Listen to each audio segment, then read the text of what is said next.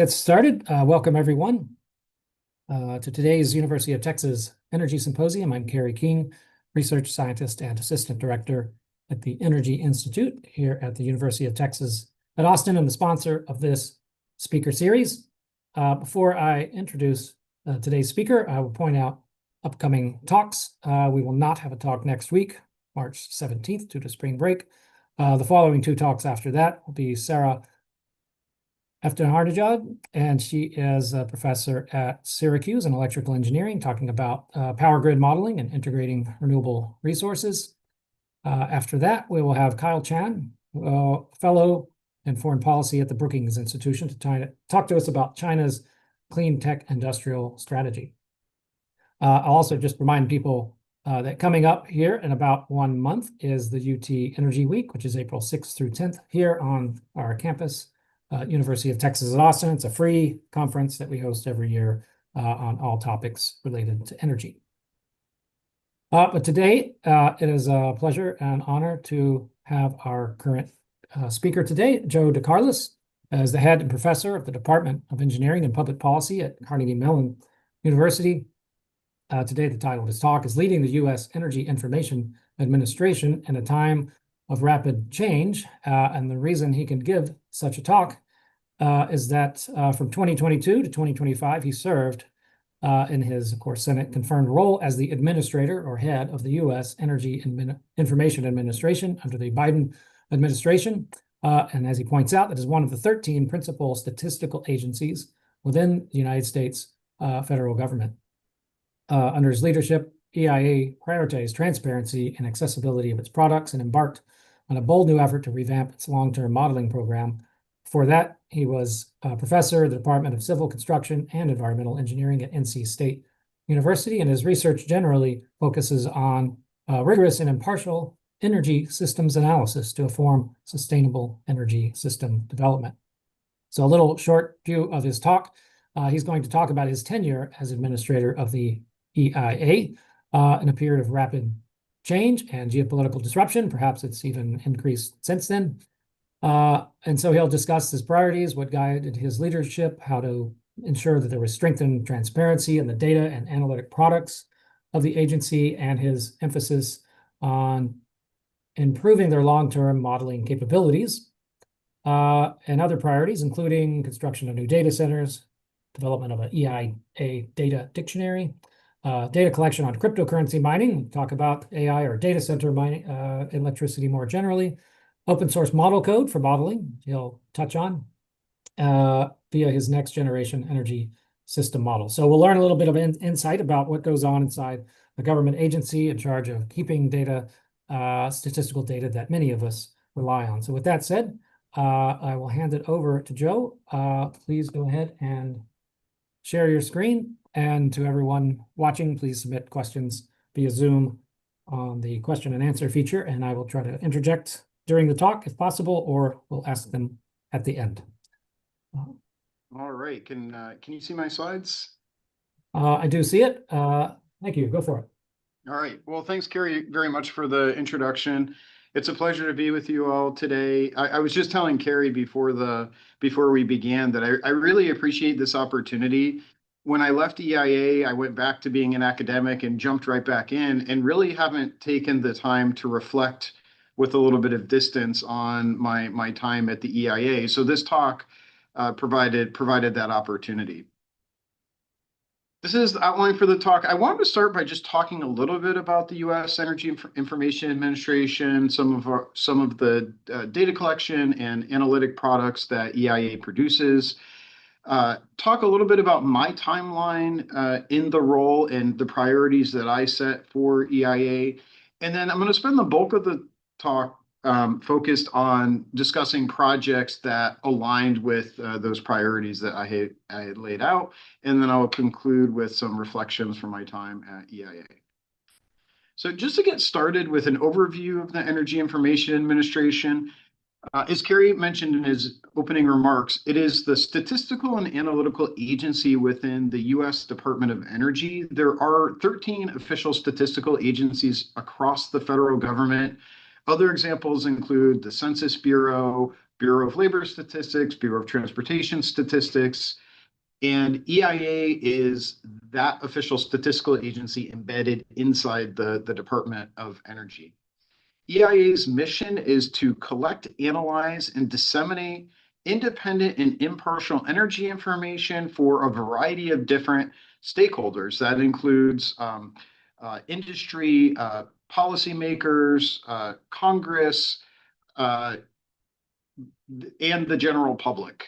And you see there that I've highlighted independent and impartial. This is a very important aspect of the work that EIA does, that when they produce either data products or analysis, it's independent of the rest of the federal government. And this is actually enshrined in the 1977 legislation that created the Department of Energy and the Energy Information Administration. So the little screenshot at the bottom here provides the relevant language that essentially says that the administrator does not have to seek the permission of any other federal official when it comes to the release of data or analytic products.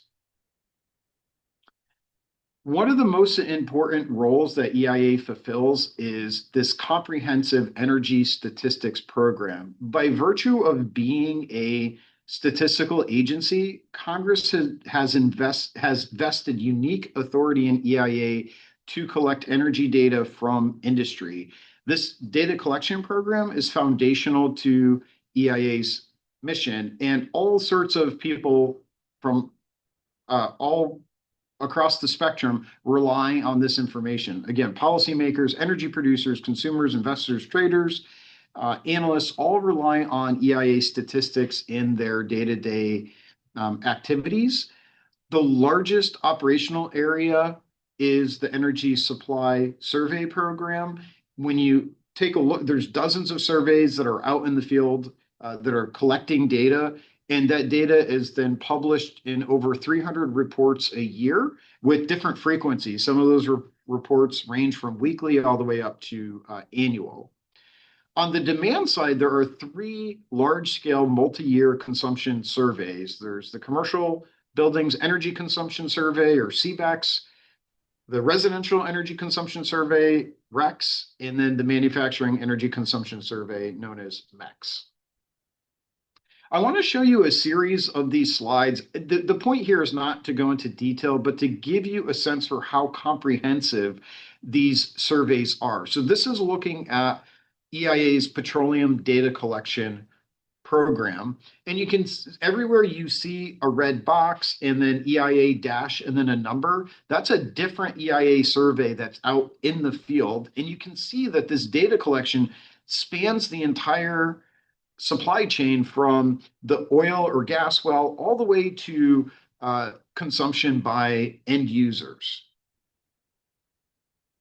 Again, same thing with natural gas. Everywhere you see the EIA dash, this is, again, another survey in the field, and it covers from the well to either export or consumption. And then finally, electricity spans from consumption of feedstocks that go into power plants through the consumption of the electricity to fulfill end-use demands. There's also a variety of analytic work that happens at EIA, and I'll be referring to some of these as I go through the talk. The first I wanted to mention is a short-term energy outlook. This is actually a forecast that runs through the end of the following year. So right now, the STIO is running through the end of 2027. It provides monthly forecasts of US and global supply, consumption, trade, stocks, prices, and energy-related carbon dioxide emissions. The latest STIO was actually released today, and I was just starting to take a look at it before our call, before this began. There's the annual energy outlook. The AEO projects U.S. energy supply, consumption, and trade over a 30-year period, and there's a model EIA uses called the National Energy Modeling System, or NEMS, to produce that outlook. There's also the International Energy Outlook, and this is a modeling exercise that focuses on global supply, consumption, and trade of energy over the same time horizon. And the model used to conduct that modeling exercise is called the World Energy Projection System, or WEPS. There's a variety of other reports and analyses that EIA releases. One that I would highly recommend is Today in Energy. If you just go to eia.gov, right front and center, you'll see a link. You'll see the most recent Today in Energy article, and then you can follow the link and read previous articles. But this is really nice just to uh, learn more about topical energy issues. And then there's also reports to Congress, key stakeholders, and special reports that EIA issues on topics that address issues that are front and center in the public debate. This is an EIA resource profile from the time when I was there. My last full year was 2024. The annual budget was $135 million. And one thing to know about EIA is that all of that money comes directly to EIA as a single line item. There's not a bunch of different lines of funding. It's one chunk of money that comes to EIA, and the administrator has sole signing authority over that budget. So the administrator has a lot of power to decide how to distribute those funds and what to focus on. At that time, EIA funding was supporting approximately 350 full-time equivalent federal staff, about 300 additional contractor staff, and some of the funding also went to other things. For example, the working capital fund, which is used to pay, for example, the space in the Forstall building. Since then, I don't know the exact numbers, but I would say right now, after the Doge cuts and so forth, federal staff is probably closer to, I don't know, somewhere between 220 and 250 from what I understand. Okay, my timeline and priorities. I wanted to show the timeline to illustrate how long it takes. This is kind of like an arduous process. So President Biden is elected. He's sworn in on January 20th, 2021. I don't start getting interviewed or anything until that summer. It's really May and June of 2021. So 5 to 6 months go by. Then they decide that, okay, you are an interesting candidate. We'll begin vetting you. That begins in July. And then we go until September until my nomination is announced. But as Carrie said, I have to go through Senate confirmation. So I wait from September of 2021 all the way until February of 2022 before I have a confirmation hearing. That happens, and then there's a couple more months before the Senate actually votes on my nomination following the hearing. Then that happened on March 31st, 2022, and I assumed the role of EIA administrator the following day on April 1st, 2022, and I hung on until the very end, January 20th, 2025, when I resigned. And as a political appointee, that's the expectation, that you serve at the pleasure of the president. So if you do the math here, that gave me about 2.5 years as EIA administrator, which is not a terribly long time if you're trying to move in new directions. The pictures here, the one on the top is me at my confirmation hearing. And then at the bottom with Secretary Granholm, this is on one of our last days in the office. These are my priorities for EIA. Some of these priorities, the first three really go back to the early days, my confirmation hearing that I tried to continue consistently through my tenure at EIA. And then, the last two I kind of picked up along the way, and I'll explain this in a little bit more detail. But one, I wanted to strive to make EIA's information even more transparent and accessible. As a longtime energy modeler in an academic environment, I really wanted to be able to expand energy modeling capabilities to examine a wider range of future scenarios. I wanted to be able to use our data to provide new insights into community level impacts.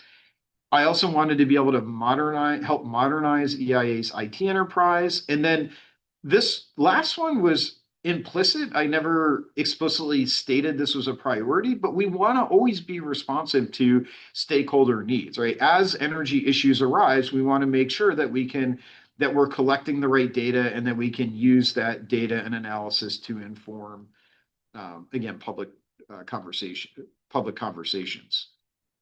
Okay, so starting with the first priority, strive to make EIA's information more transparent and accessible. Internally, I had early in my tenure, I had spoken with some of our staff to try and define what I meant by accessibility, right? And to me, it means more than one single thing. It means that the data can be reached or obtained easily, both internally by our staff, but also by the general public, that the information is targeted to the broadest possible audience, and that the information is easy to understand and can be used to readily draw insight. So those are the three criteria that I use when I'm thinking about accessibility. So I'll give you some examples. One was we had launched the wholesale electricity market portal. This is work that predated my tenure, but I was keen to see this through. And essentially, it was a new dashboard that pulled data from the 7 regional transmission organizations and made it publicly available in this very nice, convenient dashboard format. And the one thing that it had that our other dashboards didn't was price data. So you could actually see hourly price data from all 7 RTOs. We launched it in 2024, and it's since been taken offline, so it's no longer available. But this was an example of making the data accessible, right? It's one thing to get the data in a big CSV file or an Excel spreadsheet. It's another to be able to visualize the data in a very convenient way, to be able to manipulate the data, to drill down into it, and to draw your own insights. To me, that increases accessibility. Another example was with our residential energy consumption survey.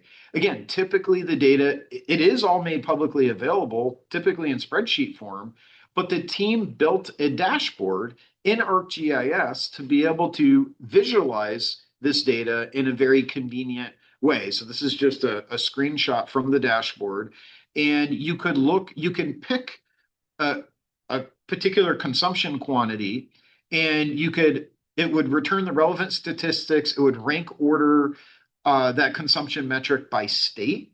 And so again, it didn't give access to all the data, but it's a very nice way to organize the high level data that was collected through REX. And this dashboard is still active. You can access it through the EIA website. Another example of speaking more to the transparency part is making the National Energy Modeling System open source. We decided that we were going to put the code on GitHub under the Apache 2.0 license. NEMS is a quite complex model, but it's there. The source code and the data is there. So if you were feeling ambitious and you wanted to run it, you can clone this repository, pull in the code and data, and run it on your own hardware.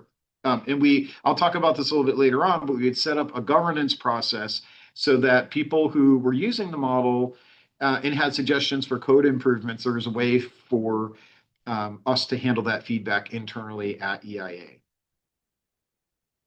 Another part of accessibility was better access to EIA's product level data. And this was another pitch that I had made internally. I guess as by way of background, there's many different EIA data products. So think you have all these different surveys, the data gets collected, and then you have these parallel pipelines that will take raw data and then transform it into the product level data. Same with our analytic products. There's some modeling exercise, we get model results, and then there's a way to create the product level data. But then basically all of that data just ends up in separate bins, right? So the idea was, could we create a relational data model where you could search for, essentially query this database and return all of the relevant data without having to go to each of those individual buckets? And so the vision was, it's morning, you pour a hot cup of coffee, you're ready to sit down and do some analysis, and this is all implemented, and you have access to all of EIA's product level data, and you can do whatever query you want to bring that data into your your dashboard or whatever it is that you're trying to develop. We set about trying to develop this EIA data dictionary. Now, again, the data dictionary also predated me. This was not my idea, but I quickly found that to be a very attractive concept. Like, could we create this data schema that would allow us to relate uh, different data elements from different products to each other, right? So the goal was to build a relational database schema that covers all EIA product level data.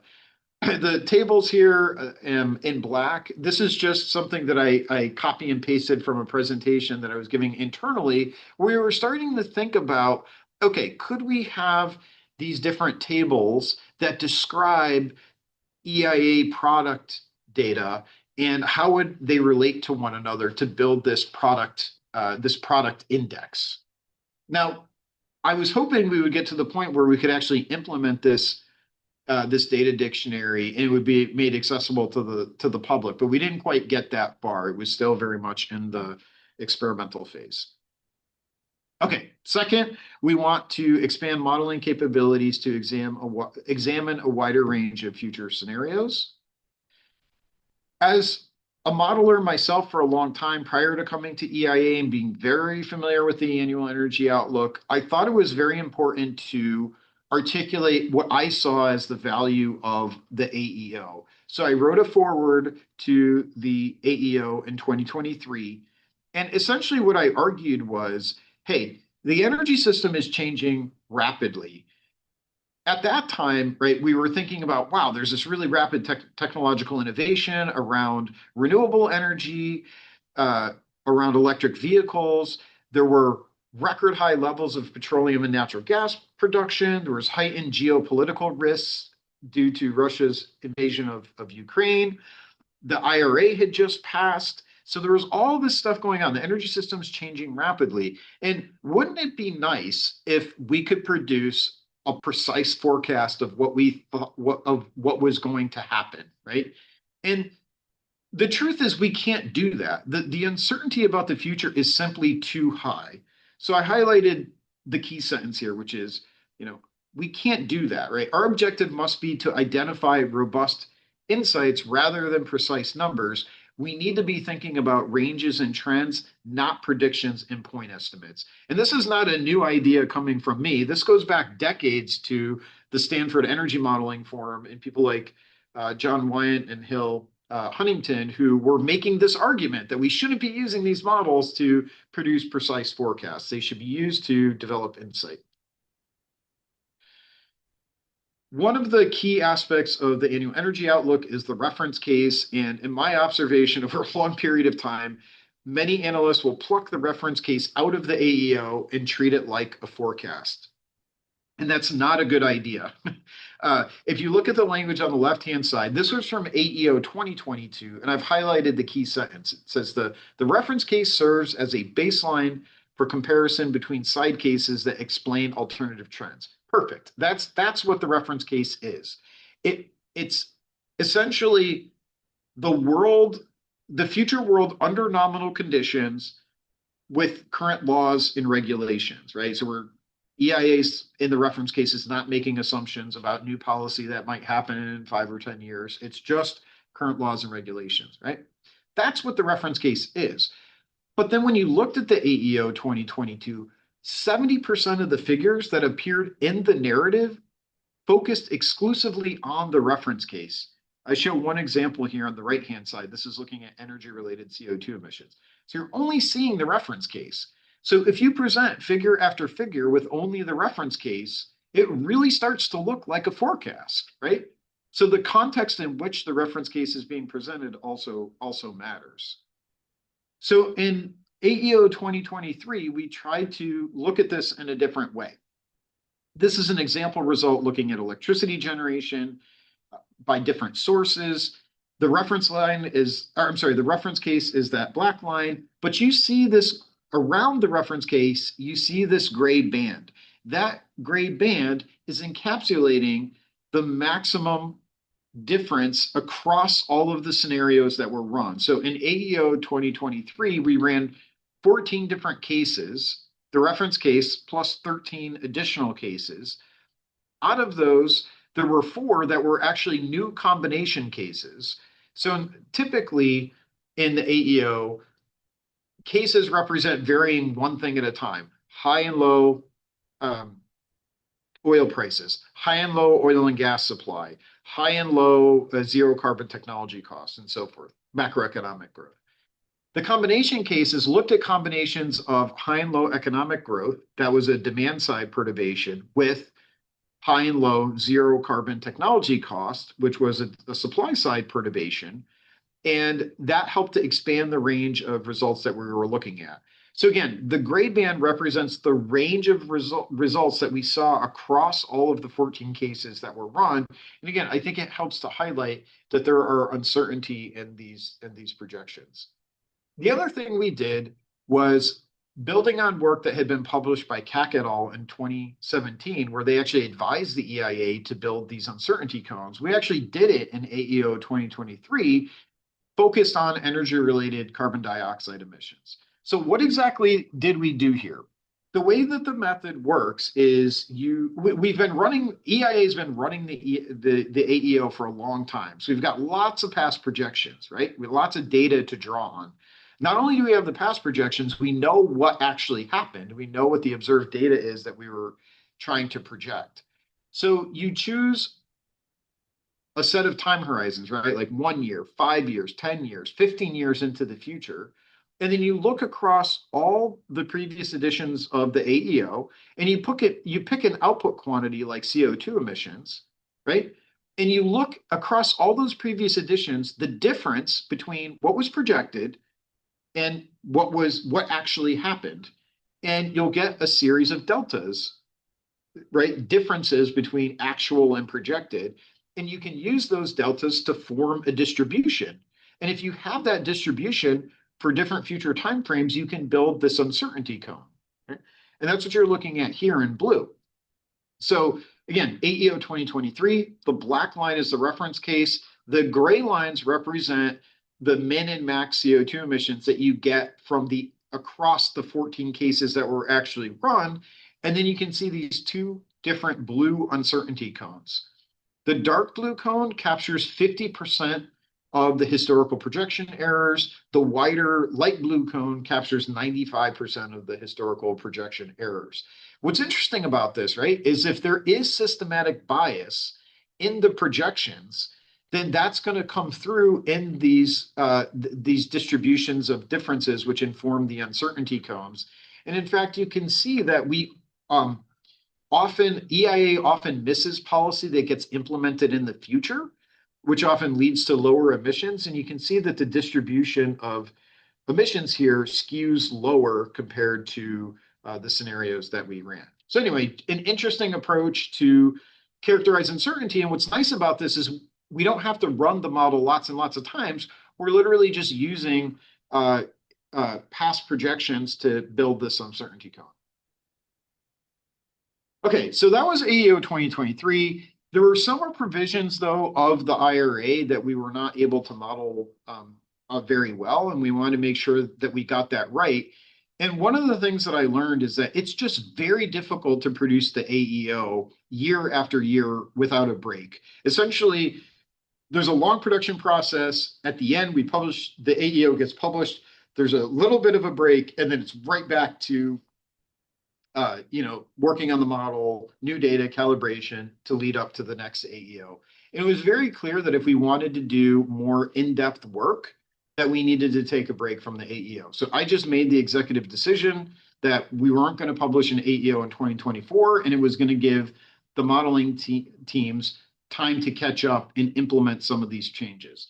So among the things that they worked on, they built a hydrogen market module. We really didn't have hydrogen represented in a comprehensive way within the model. And there were tax incentives in the IRA that directly targeted and incentivized hydrogen infrastructure. So we did that. There was a carbon capture and transport module that was quite old and was not well understood. And so that got rebuilt. Seasonal storage in the electric sector, better representation behind the meter storage, and high efficiency building technology. So these are all things that we worked on in in 2024. Then AEO 20, of course, then AEO 2025 came out with many of those updates, but the political environment had shifted considerably by that point. Now, in addition to updating NEMS, I viewed that as kind of a stopgap measure. That it was good. We needed to do it to ensure that the AEO remained relevant in the short term. But after a lot of discussions internally, it was clear that no one thought that NEMS was going to be around forever. NEMS has actually been used to produce the AEO since 1994. I mean, think about how many things have changed, across the energy system, the ways in which energy modeling methods have changed, even just software, the types of coding, programming languages we use, the software tools we use to build models now. I mean, everything is different. There was a feeling that the code base had become unwieldy and hard to maintain. And again, a broad recognition that we needed to develop a new modeling framework. And the snapshot in the top right-hand corner is language from the bipartisan infrastructure law that directed EIA to migrate toward a single, consistent, and open source modeling platform. So we also took that as inspiration. And so we launched Project Blue Sky to develop a next generation model. Again, the motivation is that the global energy system is in a period of rapid change. And we need to be able to model transition scenarios. And that because things were changing rapidly, that means a lot of energy infrastructure was changing, prices were changing, and we needed to understand what the impact on people was going to be. In terms of the features that we wanted out of this new model, we wanted it to be open and accessible, right? Just like we did with NEMS, we want to make sure source code and input data was open source. We want it to be nimble, flexible, and modular. We want to be able to update and change the model quickly to analyze a scenario and get that information out, to be able to handle diverse modeling needs. In other words, like answer a wide array of questions that might come up. And then also to adjust the model complexity to suit the question at hand. You don't always need the most complex version of every module in order to conduct an analysis. In order to be nimble and flexible, perhaps you could use, you could pick and choose the level of detail that you want in a particular sector to answer a particular question. And then we also wanted to be able to do robust and granular analysis. We wanted to account for that future uncertainty, and we wanted to be able to quantify the impacts on communities. So we embarked on that effort. We had several folks working on the project. We released a version of a prototype, actually version 1 and version 1.1. Version 1.1 was released in April of 2025, and then essentially, given the resource constraints at the time, the project was suspended. Now, this is something that I'm still interested in. We'd like to turn it into a community project outside of EIA, and we'll see where that goes. But I think it's important. And very quickly, you can think, as we were thinking this through, and the reason why we called it Blue Sky was because we wanted to fundamentally rethink what this model could do. We're thinking about modeling as these sort of 4 layers with governing dynamics at the top, right? Governing dynamics would be like, are you using least cost optimization? Are you doing some kind of equilibrium modeling, or is it a simulation, right? And then once you decide on that, you have to put it into a mathematical representation. You have to implement that mathematical representation in a programming language, and then you run the model to get output. We wanted Blue Sky to focus at the start by focusing on the top with governing dynamics and figure out how we could most effectively model different sectors of the energy economy. Okay, so that's a lot on the modeling side, but it's not enough just to, improve the models. I think it's also very important to go back and evaluate how well the models did. So we also developed an EIA benchmarking tool. This is another open source product that you can download. This is a screenshot of it. And essentially what it allows you to do is pick an output quantity and then plot the actual historical trend against what the AEO projections were from, over the last 20 or so years.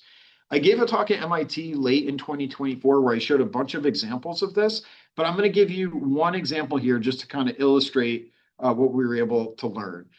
I think it's very clear, right, that in the early 2000s, there was rapid deployment of solar and wind. Much of that rapid deployment was missed by the AEO projections. And so we wanted to drill down and figure out, what happened. I think there are a couple of reasons for this. One is that as the capital costs were declining, EIA data was not keeping pace. So the baseline capital cost data was not being updated frequently enough, didn't really keep pace with what was happening on the ground. And then EIA also incorporates learning rates. They use, in the reference case, endogenous technological learning. So every time the installed capacity doubles, there's a learning rate that then reduces the CapEx associated with the technology. And the learning rates were not high enough to bring the capital cost down over time. The other thing, as I've mentioned, is EIA focuses on existing laws and regulations. And there were many, many times over the last few decades where the production tax credit and production tax credit for wind, investment tax credit for solar lapsed and then was renewed. And if EIA froze their assumptions when the PTC happened to be expired, they assumed that for the entire horizon, even if it was renewed 6 months later by Congress. This is an example. This is showing data from a 2016 report. This is capital cost data. EIA is that blue line, and you can see that it was significantly higher. It was biased higher compared to NREL and Lazard, which are two other sources of this type of information. So clearly our costs were high. This is a complicated plot. It's actually quite nice, but it just illustrates how many times the production tax credit for wind lapsed and then was renewed over the last 92 to 2014. So, over roughly 20 years or so. So this is a simulation that I put together, animation that I put together using this new open source tool that we had released. So what you're seeing here is projected wind generation.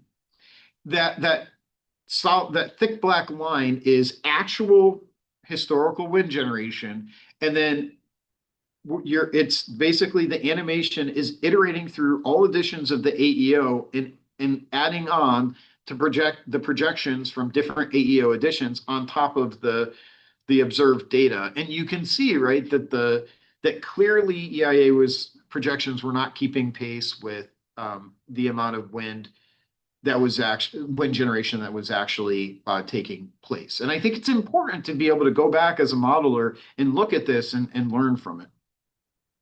One other example, I did something similar with the short-term energy outlook. Again, the STIO is an econometric model. And this is actually a little side project of mine that I was playing around with at nights and weekends, where I wrote some Python code to read the STIO Excel files on a month. EIA produces these monthly STIO files. Read those files, compile the information, and create similar kind of plots where we can compare observed against actual. And I looked at several different output quantities. The one I wanted to show you was the price of petroleum. So again, that thick black line is the actual price of petroleum, and all of the colored lines are the forecasts from different monthly editions of the STIO. And you can immediately see, right, that the forecasts do not move quickly enough as the actual price does, right? So particularly as the price of petroleum changes rapidly, the EIA forecasts are not keeping pace with that rate of change. And this is a very important observation right now because EIA is forecasting the global price of oil, like the price of Brent crude, given the U.S. Conflict in Iran. And I keep this in the back of my mind. So they're projecting that Brent is going to stay below $100 a barrel. I wonder, right? I think looking at this, we have to take this into account as we're looking at results, and then hopefully improve the model to better track the historical data. Okay, another objective was to provide new insight into community level impacts. One of the things we did was we used the Energy Atlas to track extreme weather events. So this is an example of a Today in Energy article that we wrote about Hurricane Ian. And what was really nice about the Energy Atlas is you could actually go in there, you could zoom in and zoom out and look at energy infrastructure along with hurricane tracks. So you could actually see what infrastructure was in the path of a particular storm. And we did that with Hurricane Ian. Unfortunately, I actually went to the Energy Atlas recently to to do something, and it asked me to log in, which it looks as though the atlas is no longer accessible. Another way we were trying to look at community impacts was by producing more geographically granular data in the REX survey. So in 2020, that data collection effort in REX was the first time that EIA was able to provide state level data. So the map here is showing electricity expenditures per household from the 2020 REX survey. 2024 REX is designed to statistically oversample in some regions to produce energy estimates for 10 different metropolitan statistical areas. So you actually get data, residential energy consumption data from particular cities. And I'm not sure the survey went into the field in 2024. I assume that it's going to be released fairly soon, but I don't know the exact timeline.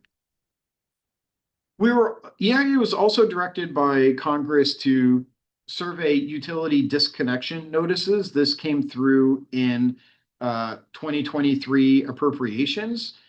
Congress directed the EIA to conduct a monthly survey of electricity and natural gas utilities, looking at final termination notices for non-payment, service disconnections, and service reconnections. And the idea was that we could learn something about who was being disconnected, how long they were disconnected, which again, I think gives us some insight into who's being affected, for example, by high energy prices.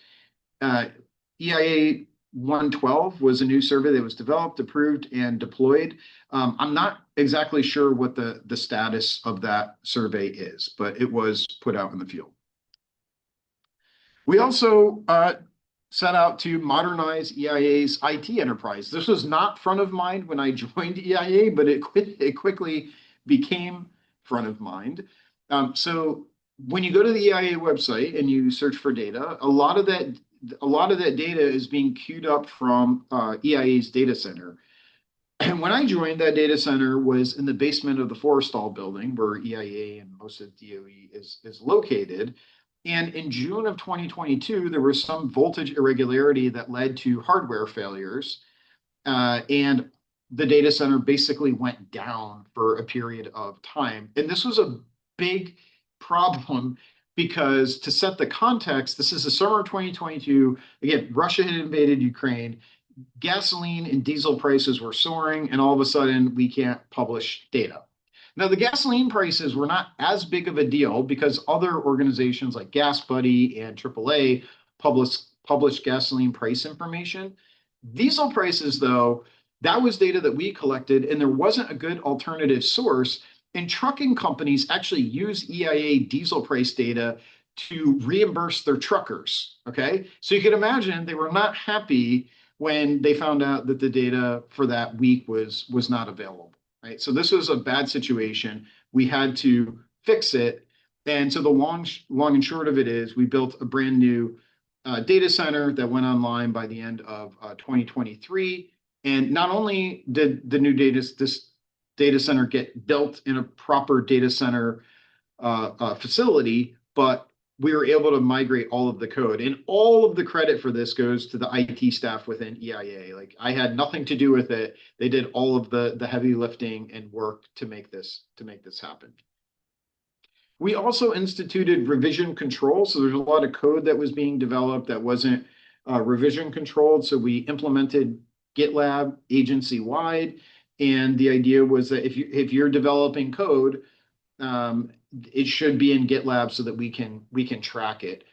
We developed training and governance around the use of GitLab. We created the IT team created a link between GitLab and GitHub so that if we wanted to make a code repository publicly available, we could create a pipeline from GitLab to GitHub and make it available. We also developed, again, governance around interactions with the public in our code. So for example, when we made NEMS open source, the ways in which you could, if we receive feedback, how we would handle that feedback and make sure that we were treating everyone equally and fairly with regard to their feedback. We also wanted to be responsive to stakeholder needs. So we spent a lot of time analyzing the effects of Russia's invasion of Ukraine. This is an example of a Today in Energy article that was published in March of 2022, showing the price of Brent crude going above $100 a barrel for the first time in quite a while. It feels like today is a return to where we were then. Another thing that I actually spent a lot of time thinking about was proof of work cryptocurrency mining. So before ChatGPT was released and everybody started talking about data centers, there was a lot of interest in the energy consumption around cryptocurrency mining. And so we embarked on an effort to gather data. And the context was that in 2021, there was a lot of cryptocurrency mining activity that was taking place in China. China basically clamped down on cryptocurrency miners, and they went out of China in search of cheap and reliable electricity. Many of those cryptocurrency miners ended up in the United States and were consuming lots of power. So some of the folks in our Office of Energy Statistics began building what was essentially supposed to become the basis of a new survey frame, where they did a bunch of research to try and figure out where are these cryptocurrency mining facilities, what do we know about them, what can we learn?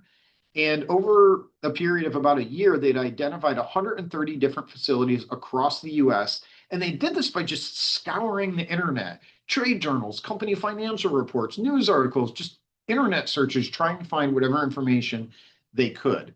Out of the 137 facilities that they identified, 101 of those had capacity related information, and those capacity numbers totaled about 10 gigawatts across the US. So if you just do a quick back of the envelope, 10 gigawatts, 80% utilization is something like 70 terawatt hours per year, which is pretty significant. We estimated that in 2024, cryptocurrency mining alone, right, not data centers, just cryptocurrency mining was consuming between 0.5% and 2.5% of US electricity consumption. We wrote a pretty long Today in Energy article that describes our findings. We were working towards we had an emergency clearance approved by OMB to put a quick survey into the field to get more information. We were particularly concerned about what was happening in ERCOT and many cryptocurrency miners serving as large flexible loads, and whether that might have an impact on reliability. But there was a lawsuit that was filed in the Fifth Circuit, and it essentially brought the entire data collection effort to a halt. But this is something that we worked on. And again, it was an example of being responsive to public concern. Okay, final slide, just some reflections. EIA, you might be familiar with, the products that you use for your research, but EIA produces hundreds of products each year that stakeholders rely on. Generally speaking, the focus is on statistical rigor rather than speed. It's about getting the numbers right when we release official statistics. And there's also a very rigorous process to get new data collection efforts approved. So all data collection efforts have to be approved by the Office of Management and Budget. Due to the Paperwork Reduction Act, there's a lot of questions that have to be answered about industry and stakeholder burden, right? We don't want to put surveys in the field that are going to place undue burden on the respondents. So there's a long, arduous process to get a new survey approved.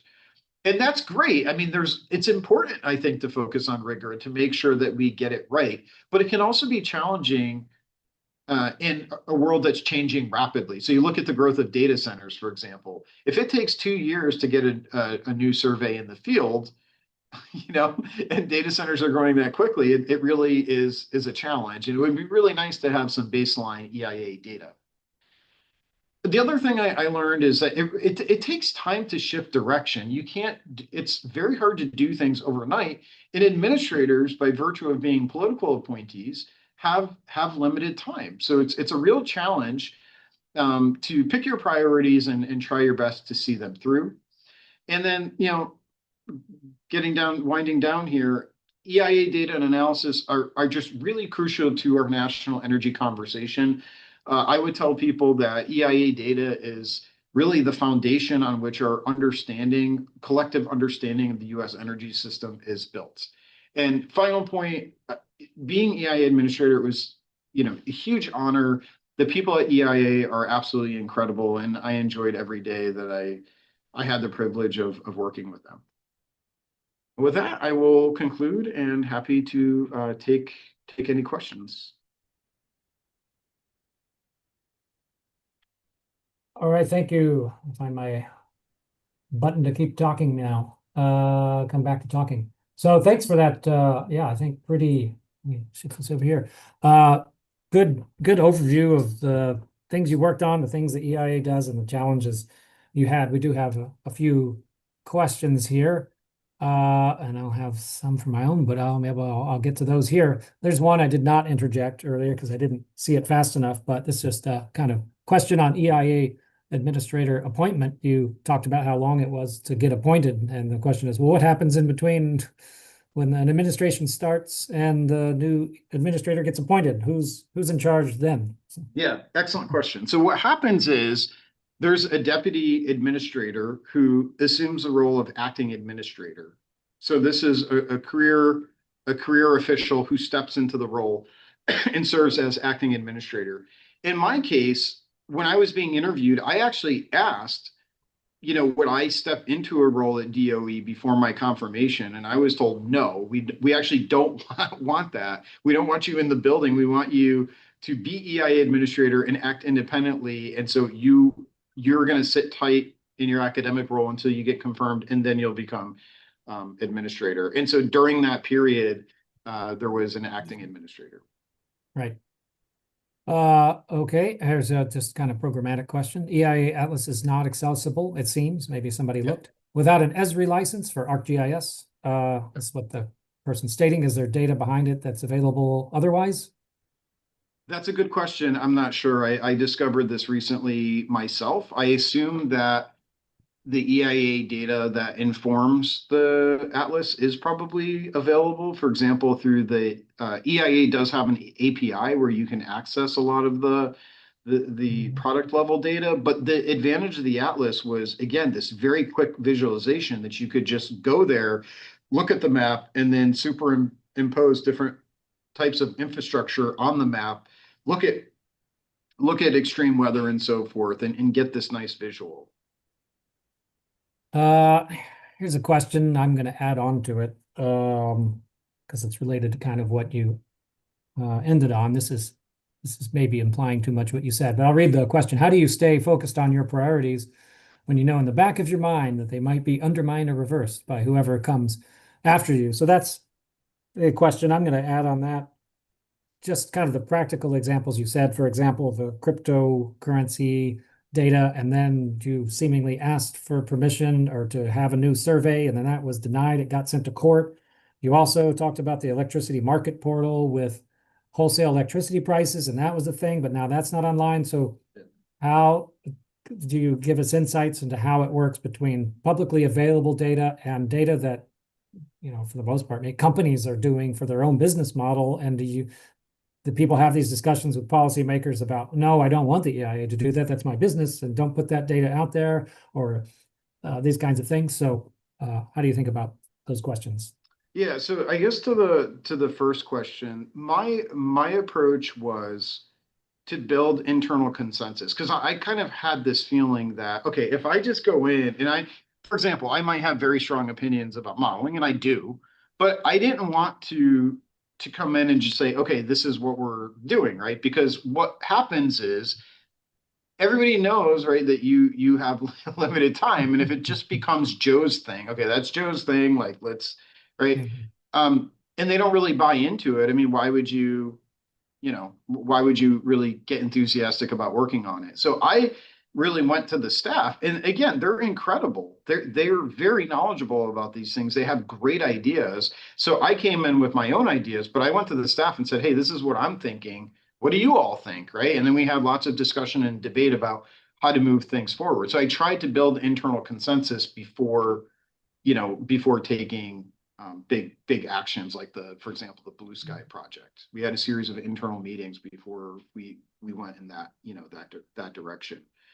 As far as your question about publicly available data versus commercial data, I would say that for the most part, the data that we collect and make available isn't really competing with commercial data products. I mean, the EIA actually, at least when I was there, I don't know how things have changed, but they maintain a lot of commercial data subscriptions because the analysts within EIA, they want to understand what's going on. Sometimes that means you have to buy commercial data sets. Some of it's international, so EIA doesn't have the authority to collect the data anyway. And again, our analysts want to know what's going on, so they'll actually purchase those subscriptions.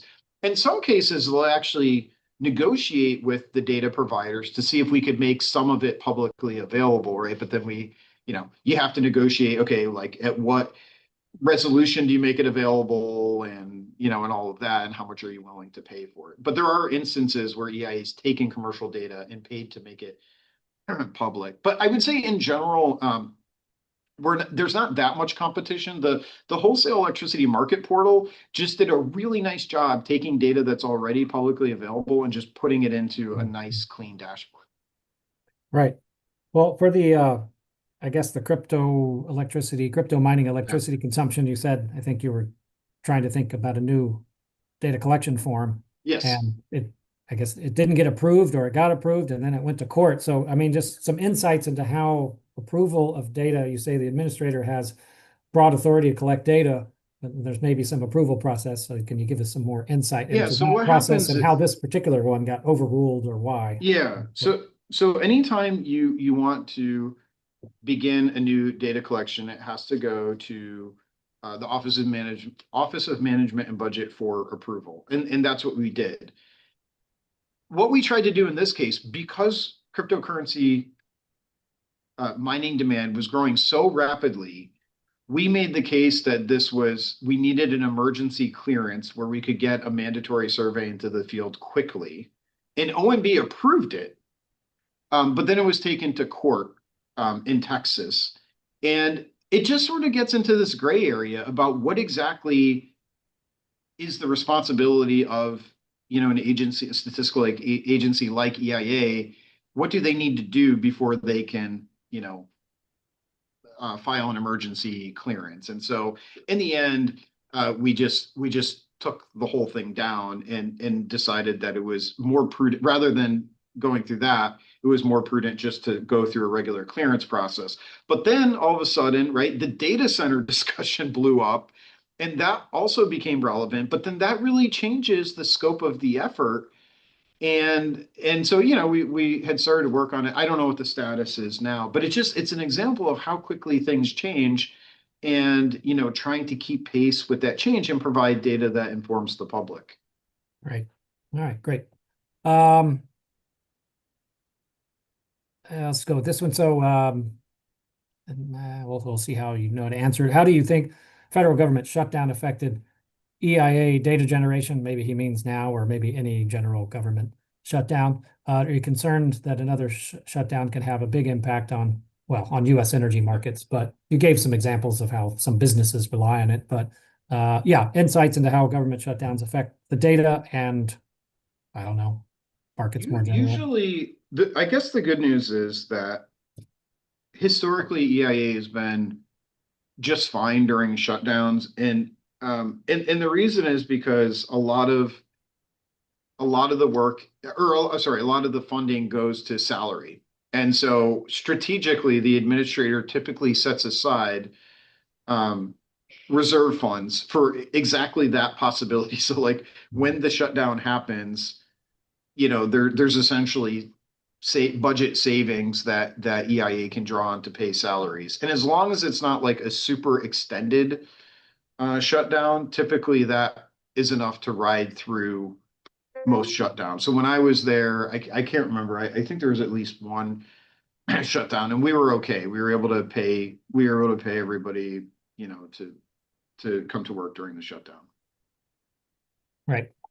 There's a specific question on the international energy outlook. You might have answered it already. This question is how do data or international data get fed into that? And it says, does the data come directly from the states? I suppose they mean the countries or state actors, but perhaps you answered by saying you buy into other proprietary data sets. I mean, I think that the data for to the input data associated with other countries and regions outside the United States is drawn from a variety of sources. So for example, I'm sure that I don't have the list in front of me, but for example, I'm sure it draws on IEA data.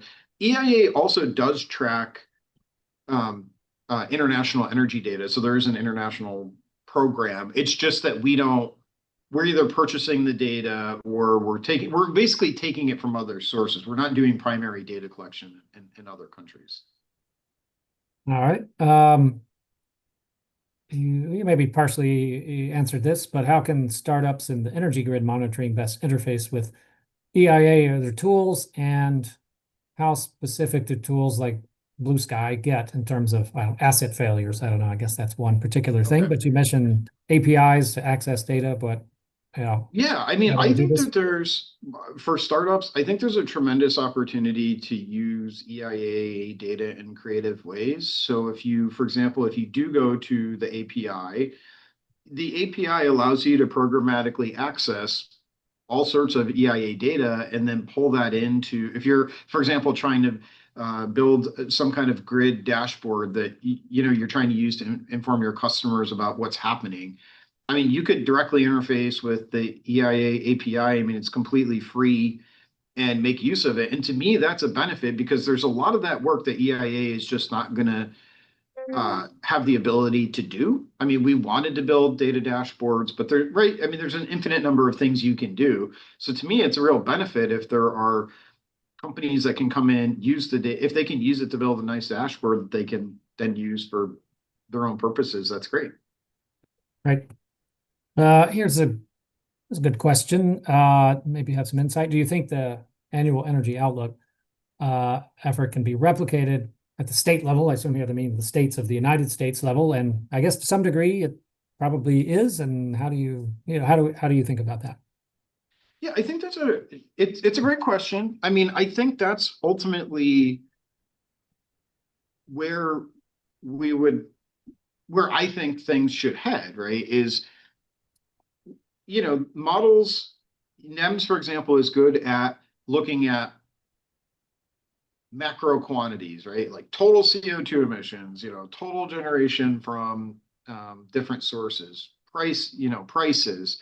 But again, I think as energy infrastructure changes in more fundamental ways, we do, I think, want more geographically granular insights into like what's happening, like if you're going to build out a bunch of new infrastructure and retire infrastructure, where is it actually going, right? And that points in the direction of perhaps having a state level model. So, I mean, we weren't explicitly planning for that possibility.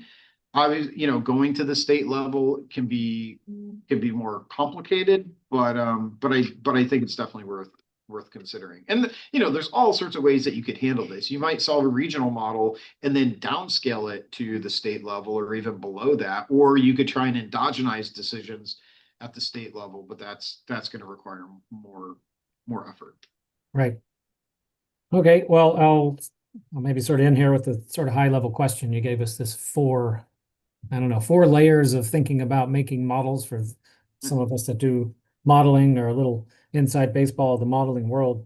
Do you gain before, I mean, relative to before, while you're EIA administrator, did you feel like you gained some more insights that you could share about how important it is to choose the high level layer? I can't remember what you called it, the sort of framework about how a model solved, You Yeah. had, for example, yeah, is it an equilibrium model? Is it a Yeah. dynamics simulation or a system dynamics model? And how that sort of affects the answers or cuts some people in and comes some people out of being able to use models depending upon their skill set. And yeah, how important it is to have different types of models, even starting at the high level instead of just thinking about more detail at the lower Yeah. levels. I mean, it's hard to like it's hard in a way to systematically evaluate the impact of choosing different, modeling paradigms. But what I learned by doing some internal workshopping at EIA was that there was a lot of buy-in around the way that NEMS was structured. So NEMS itself is very modular. So you have an electricity market module. You have modules that you have a transportation demand module, right? So you've got modules that represent different parts of the energy system. And the way the model is structured is every module can have different governing dynamics. And maybe you want linear optimization in the electricity sector because you're just trying to like minimize the cost of installed capacity and electricity dispatch.